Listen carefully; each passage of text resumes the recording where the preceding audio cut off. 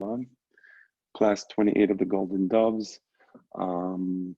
What's the date today? I'm like lost. Sometime after election. Okay. So The 8th, November 8th. November 8th, 2020. We're in page 14 in the introduction, Roman numeral 14, the intimate relationship. I'm going to read this first paragraph only because it's really difficult. So let's read it now and see if I can explain it. Okay. So before, just to give the background, before we were discussing the idea that wisdom, bina, is the same word as ben. So lehavdil ben kodesh lechol. So wisdom means to be able to distinguish, to make distinctions, right? So ben kodesh lechol, ben or lechoshech. Because structuralist thinking, ultimately words exist in distinction to each other, right? Mm-hmm. And wisdom is based on the idea of being able to distinguish. So the intimate relationship between difference and meaning, right? So the meaning of something is because it's not something else, it's different than that. As I said, a cookie is a little different than a biscuit, and it's different than a piece of cake, right? So that's how things exist, is best expressed by the Hebrew term ot. So the word ot is fascinating because it means two things. It means a letter, of course, right? But it also means a sign. So Jacques Derrida indicated the need to find the dreamt of word capable of designating both difference and articulation. So he wanted to find a word that on the one hand will convey the idea of bend this to that, right? And on the other hand, the same word would be the word for articulation, because that would combine in it the very essence of what wisdom is. Wisdom is the ability to articulate on the one hand and the ability to distinguish on the other hand, right? So you need to be able to distinguish mentally and articulate verbally. You see that it's a connection there? So the distinction is at the mental level. The articulation is at the verbal level. There is no word in English for that, or I guess in Indo-European languages. Long ago, the Hebrews located such a word. As a sign and letter, ot serves to articulate meaning. So of course, articulation is through the letters. You articulate by pronouncing the otot. Unlike a symbol, which is significant in itself, ot as a letter is significant only in syntagmatic opposition. Right. According to the rabbis, a single letter does not constitute writing. So what makes an ot aleph an ot aleph? And the answer is because it's not a bet, it's not a gimel, it's not a dal, it's not a he. And what gives the ot aleph meaning? The answer doesn't have meaning. It only has meaning when you put it together with another letter. And that's for the inyan Shabbat. You have to be kotev shnei otiyot. Why shnei otiyot? Because only when you kotev shnei otiyot, you have the two letters, and together they can create meaning, a word. So that means that alone, it has no meaning. Ot as a letter, ot is that which may be related to another letter and generate meaning. At the same time, ot means different, absolutely unique. So when you have lechola otot, when you have an ot in Mitzrayim, this is a great point. What is it? Where sometimes it says mofet, sometimes we say nisim, sometimes we say otot. What does the word ot mean in the context of miracle? And the answer is something that is absolutely unique. It's different than everything else we've seen until now. We've never seen in Mitzrayim that the entire Ye'or turn into blood. That's unique. There's been cases where there was some red in the Ye'or, maybe by allergy, but that the entire Ye'or turn into blood, that's an ot. It's never happened. It's different than everything else that ever happened. This is a great definition of otot, right? Continue, please. With this meaning in mind, right? The rabbis designate God as the ultimate ot. God functions as the final difference that escapes articulation and identification. Right. So God is the ultimate ot because there is nothing that God can be compared to. So therefore, he is absolutely unique. And I'm going to read now footnote 76. That's what we're up to. We're up to footnote There? 76. Yeah. How about you read it?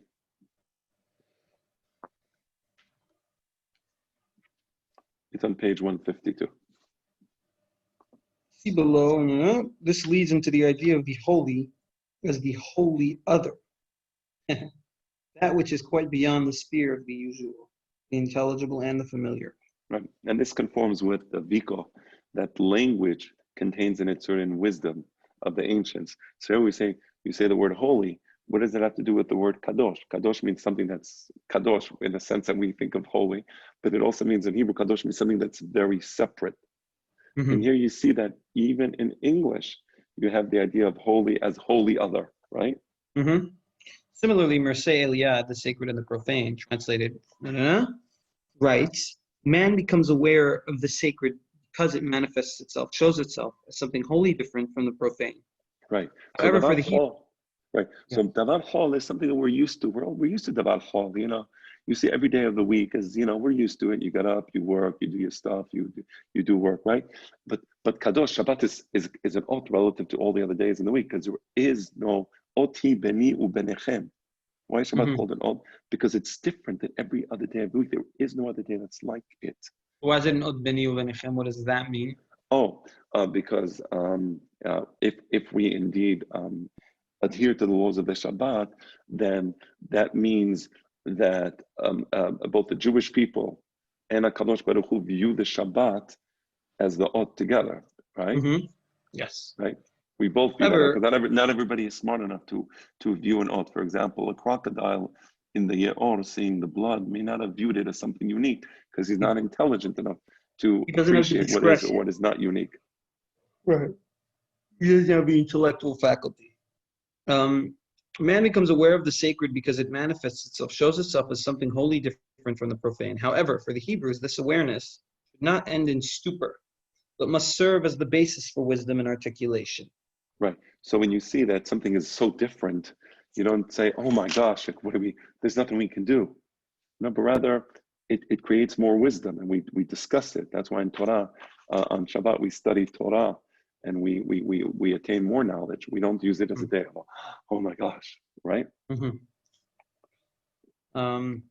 Because when a goy is confronted by Avodah Zarah, the goy reaches a state of stupor. He doesn't know what to do. He's like, mishtabed la'avodah zarah completely with no wisdom and no further understanding. Okay, back to the text. Signs, even in a purely relational system, indicating differences, do in fact convey a positive sense. Linguistic signs, even in isolation, necessarily convey a linguistic concept. Interesting. So here is saying that even though things exist in opposition to each other, as I said, structuralism, but then there are linguistic signs that actually have an actual positive meaning, not just, "Oh, I'm not this and I'm not that." Mm-hmm. That's interesting. Therefore, there is identity and similarity among the signs. Absolute difference is realized only when in syntagmatic opposition. So alone, each sign has its, let's say, essentiality, but it doesn't really signify anything outside of itself.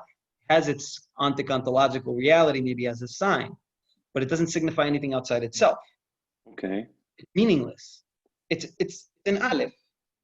Right. Okay. But for an aleph to have some sort of meaning, significant meaning, you would have to contrast it to a bet. Not a bet. Right. An aleph. An av is an av. No? Yeah. Maybe? Yeah. Let me read that sentence again. I agree with what you said, but let me read that sentence again. Therefore, there is identity and similarity among signs. Meaning what he's saying here is davar amok. It's a very subtle point. The signs themselves, the aleph, bet, gimel, dalet, each one of those otiyot, you can identify them as otiyot. So meaning the signs themselves are similar to each other in that they are otiyot and they're not things that are not otiyot. For example, an aleph is not a banana, right? A bet is not the color red, right? So there is an identity between the letters themselves, right? So there is identity and similarity, and there is a certain similarity in that each ot is meant to convey a certain sound, and you combine each ot with another ot to convey meaning. So that's where they have identity and similarity. I'm going to read the next sentence, and then I'll let you continue reading. Right, I lost a place though. So absolute difference. Thank you. Absolute difference is realized only when in syntagmatic opposition, when standing face to face with God. Right. So because there is a similarity between different signs, you say, okay, so signs are not so unique. But there is one sign that is absolutely unique and completely different and cannot be subsumed within the category of signs, and that's God. So when you stand face to face with God, you experience the absolute difference. There is nothing more different than God. So difference is a spectrum. In other words, there's the smaller differences, and the difference grows as. Because think of a Venn diagram. So you put Aleph, Bet, Gimel, Dal, He, Vav, Zed. Okay, put that in there. Then you have symbols. You have like pictures, a picture of a dog, picture of a cat, picture of a bird. So that you put that in another Venn diagram. And you say God is an ot. So what Venn diagram does he belong to? Well, he's in the Venn diagram of otot, no? No. He's his own. That's the point. Because unlike other otot, which have identity and similarity, and you can Venn diagram them, God belongs to no Venn diagram. That's the point. So there's absolute difference. Now, somebody may come and say, fine, God, wow, the sunset here is absolutely gorgeous, by the way. You would love it now if you were here in Eretz Israel. But somebody may come and say, okay, fine, God belongs to no Venn diagram, but maybe all the Venn diagrams belong to the realm of God, right? Because God is everything. What would you tell? Yeah, but that doesn't. Just playing devil's advocate. Yeah, I know. I know you are. Yeah, but when people say God is everything, it's a meaningless sentence. It doesn't mean anything. I mean, it's just like God was everything. The world. Sometimes you hear people say God is love. I mean, whatever. I mean, I can't address people at that intellectual level because it doesn't mean anything. So, what I'm saying? So you won't say people God is everything. What does it mean? God? No, God is not everything. Actually, God is nothing that we know as something, right? So it's not everything. But you can. And when you say He's everything, so what you're telling me? He's this book. He's got this book, but God is this world, right? Because this world is God, because God is everything, and everything in this world is God. In other words, pantheism is a hop, skip, and a jump away, if not it. And even when you say God is the soul of the world, you're verging on pantheism. 1 second, just one moment. I'll pause it. Right. So yeah, when you say God is everything, what you're really saying is I am a pantheist. That's what it means when you say God is everything. Because when you say God is everything, the pantheism identifies God with the universe, right? Or regards the universe as a manifestation of God. So when you say God is everything, just saying I am a pantheist. That's all. I mean, that's okay. fine. So to be done, some people that most people who say God is everything don't really understand what they're saying. First of all, second of all, those who say God is everything. Among them, there's a small group who, if you'd ask them and say, wait, but by saying God is everything, you're actually agreeing with pantheism, they'll say, no, we're saying it in the loric sense. He is everything, which is still just okay. Just say God isn't everything physical in existence. God is himself. We're not God. But I don't know. But even when they say we mean it in a metaphoric sense, well, pantheism means it in a metaphoric sense also. So that's fine. I mean, it's we also have to understand how to distinguish between emet v'sheker, right? So it doesn't mean, again, to say God is everything just doesn't mean it's a reflection of the person who says it. It's not a reflection of any type of reality or description of God. All right, let's continue. Hence, the scriptural fear of God serving as the ground of wisdom and knowledge. Right. So the fear of God is based upon the fact that God is the ultimate ot. So Yirat Adonai Reshit Da'at. So the beginning of wisdom. I'm sorry. You want me to stop? I'm just going to open it for the sake of. Yeah, please. Right. Yirat Adonai Reshit Da'at Chochmah Musar Evilim Baz. Right. Yeah, right. Exactly. So what you're saying is the starting point of Jewish knowledge is to be aware that there is an ultimate ot that is different than all other ots, and that is God. That's a starting point. Or another way to say it, Bereshit bara Elohim et hashamayim ve'et haaretz, right? Or another way to say it, Yesod ha'yesodot v'amud ha'chokhmot lida sheyesh sham masui rishon. Second. That's the starting point of knowledge. If you don't have that as a starting point of knowledge, then what do you have? Right. You have the abomination called the theory of evolution, which is not even a theory. It's nothing. It's just babbling.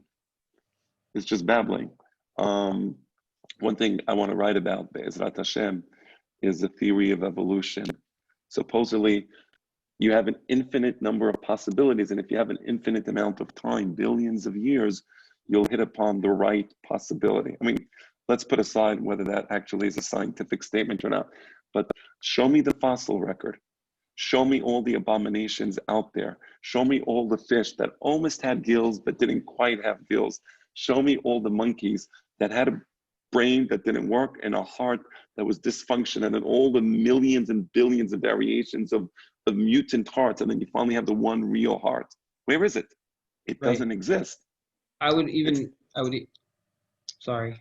I'm sorry. It's like the Library of Babel. Again, I always say this, it's one of my favorite stories. When you have a library filled with every variation of every book, you can never find the real book. So to think that you can have infinite possibilities and somehow the real one will show up and manifest itself and combine with other books, and now you have a library which makes sense. Well, you have to really be gullible to believe that. So that's why I consider the theory of evolution. But the point is, if you don't start with Bereshit bara Elohim et hashamayim ve'et haaretz, you can believe in the theory of evolution, you can believe in Marxism, you can believe that Joe Biden is now going to fix the economy. Now he's going to fix the economy. And so we have the strongest economy ever in history. You don't have to like Donald Trump, and that's okay. You can hate him and be obsessed with hatred of Trump. But he's going to fix the economy. Say, wow, he's going to fix the economy. That's great. You understand? It was really sad, actually, yesterday hearing the Israeli news reacting. I mean, I heard only one news channel, but they were reacting to it like it's the biggest mess on the planet that Biden won. I don't really understand how anybody living in the state of Israel can say that. And then they were reprimanding Netanyahu for not yet sending his, flowers and beautiful, wishes to the new president. Biden, I don't know. Who said explicitly, I want to bring back the Iran deal, right? And he wants to stop peace between Israel and the Arab countries. And it makes a lot of sense. The left-wing, liberal, starry-eyed, peacenik Jews will be against peace with the Arabs suddenly. It offends them greatly. So it shows you the whole thing. These people are demented people. But why are they demented? Because they don't have Yirat Hashem. So when you don't have Yirat Hashem, then you develop all types of demented ideologies, which are illogical, inconsistent, irrational. But you think you're fully rational, fully logical, and fully consistent. But when you have Yirat Hashem, the ultimate ot, as a starting point, then you can actually process reality in a rational fashion. I think so. Just two things. First of all, if I had to, just regarding Yirat Hashem, if I had to categorize the different concepts that are brought in the Masechet Avot, I'd probably bring Yirat Hashem as as the key concept through which you develop anava, and through which you become a person that in Masechet Avot they always talk about, giving the other and being somebody who thinks of others, etc. All that springs from that original Yirat Hashem thing. So I think that's the fundamental, the one fundamental thing on top there. And regarding just one, you mentioned evolution, I was going to say, first, two things. First of all, Rabbi Eliyahu ben Moshe is a fantastic thing on evolution. Yes. Partially published. That I believe wrote an article on it, and he has a whole. So that's 8 lines in the book of Devarim. I think it's in Parashat Ba'alotecha. It's in Parashat Beshalach. V'chama shemesh benames. Okay, and then he wrote a whole book on it, which is in Kitav Yad version now. I don't know if you could get it. You may be able to get a copy. I'll check. I know somebody who has it. And that's also something very interesting. I would say, you could, what he does there, apparently, he takes certain aspects and says we can't agree with them. But the main idea is obviously stupidity. And what you were saying about the infinity of time, I think when you look at time and you see that it has a beginning, it automatically says that the infinity of time is not necessarily a possibility. And even Stephen Hawking, who tried to find I recently discovered this, he was one of the biggest kofrim. He tried to find like a theory. There's a movie called The Theory of Everything on Stephen Hawking. Okay, so he tried to find a theory of everything, something which explains everything. And at the beginning, he said, oh, right, this theory, the theory of the Big Bang Theory, proves that there's no God because of the multiverse, whatever, you could get all this. But then he realized that you can't really prove that. You can't. Of course. Even then, he was right. his whole life looking for a theory to prove the lack of existence of Kadosh Baruch Hu, realized that it's not something. I don't know. Maybe in the end of his days he reverted. I don't know. No, there was nothing. You cannot prove the multiverse, as I said in one of our No, previous I'm classes. saying maybe Stephen Hawking, right? I don't know. I didn't delve into the story, but I'm saying even he understood that the fact that time has a beginning excludes all of these, like, there's an infinite ability. That whole thing is, it's an emunah. Yes. Well, so when you have Yirat Adonai Reshit, there's your theory of everything. When you have Bereshit Bara Elohim et Hashemayim ve'etas, there's your theory of everything. It's right there. It works, but they won't accept it because that means that they won't be able to justify gay pride parades anymore, and that's too much for them to accept. So they will not do also, that. we were. No, wait, hold on 1 second. As far as Ben HaMozeg, yes, Jeda wrote a great article in Ben HaMozeg's theory of evolution, and Ben HaMozeg's absolutely brilliant point, and it really is brilliant, is, okay, so you have the mechanism of evolution, evolutionary biology, but he asks a great question: where did the mechanism come from? That mechanism itself is unexplainable. You can explain once you have the mechanism of whatever you want to call it, survival of the fittest. Today we don't believe in survival of the fittest. We have other catchphrases, but whatever that mechanism is that allows a species to develop and to improve and to evolve, where did that mechanism come from? That they can't Who put explain. It in power, right? Who put it in place? Yeah, who built it? Who put that mechanism in place? So the origin of the species is very easy to explain when you have the mechanism that allows the origin of evolution. I'm sorry for the evolution of the species, but what is the origin of the evolutionary mechanism through which species develop? That they cannot explain, of course. Right, exactly. Okay, let us continue. Okay. Absolutely. Right. Hence the scriptural fear of God serving as the because the divine pertains to the golden doves, esoteric subjects elude proper articulation. Right, because the golden doves, meaning there's Sodot HaTorah, and the golden doves has to do with the Maaseh Merkava. And the Maaseh Merkava is not something that human language has developed words to describe or thoughts to understand. And therefore it's difficult to articulate in human language. Such subjects, as Maimonides taught, must be apprehended by the teaching of oneself. Talqin nafashu, or nafsahu, right? What does Talqin nafsahu mean? Talqin isn't Talqin teaching? Instruction, yeah, instruction. Nafsahu means his own nefesh.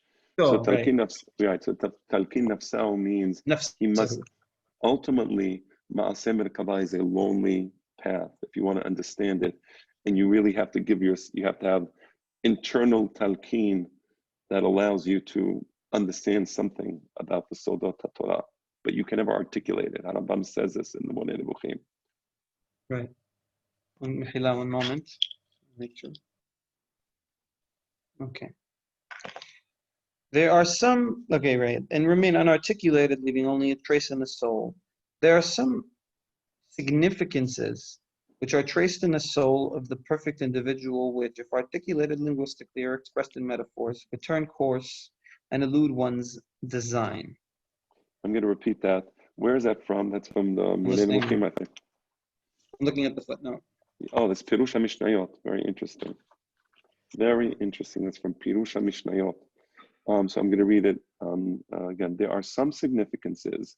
By significances, he means there are certain ma'anas which are traced in the soul of the perfect individual, which, if articulated, so traced in the soul of the perfect individual mean this is the knowledge that the person got a person who has midot tovot, chokhmah, yirat shamayim, mitzvot, ma'asim tovim, that person, through talqin nafsahu, can get these traces in his neshama. These traces are a certain understanding of God, which are articulated linguistically, but if the person now tries to use speech to express what he learned or expressed in metaphors, would turn coarse and eludes one design. In that case, it wouldn't be precise because language is not precise enough to express these traces. Mm-hmm. And I think this is a good place. I thought I was going to able to be hearing the phone ring on the other side of the room. I just wanted to shut it. Say the last sentence again because I missed that last. Sure, of course. So you have this person who has midot, perfect, is Adam Shalem, right, and is worthy of the knowledge of the Sitre Torah, of the secrets of the Torah. This person, through talqin nafsahu, through internal instruction that he gives himself, right, he can attain certain traces in his soul. By traces, I mean certain knowledge of Hashem in his soul. But even though he has that traces in his soul, he has that knowledge, that golden doves, he can't articulate it properly because there are no words to articulate those traces. So that if he tries to articulate what he understands internally, it will come out coarse. It wouldn't be meduyak, right? That's a great challenge of Harambam in the Moreh Nebuchim. How do you articulate Sitre Torah through language which is inappropriate or not precise enough or not rich enough to convey the golden doves, the traces? That's a great challenge. Okay. Yeah. The fourth chapter. So let's do now here? some of Rabbi Yosef Ibn Verka, the Kelalei Talmud. So what I'm going to do is I'm going to shut this now. One moment.